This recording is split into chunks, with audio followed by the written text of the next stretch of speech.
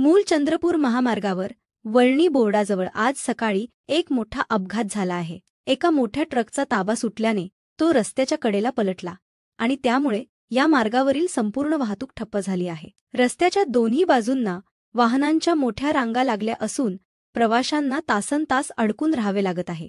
मूल चंद्रपूर हा राज्यातील महत्त्वाचा महामार्ग असला तरी तो अद्याप चौपदरी करण्यात आलेला नाही। त्यामुळे या मार्गावर वारंवार अपघात घडत असून नागरिकांकडून प्रशासनाविरोधात तीव्र नाराजी व्यक्त केली जात आहे। वाघिणीच्या दहशतीमुळे आधीच या मार्गावर प्रवास करणारे लोक भयभीत आहेत। आता या अपघातामुळे प्रवाशांचा त्रास अधिकच वाढला असून नागरिकांमध्ये संताप व्यक्त केला जात आहे।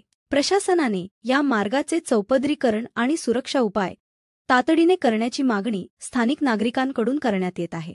अशाच बातम्याकरिता लॉग इन करा www.publicpanchanama.in आणि चॅनलला सबस्क्राईब करा। Thank you.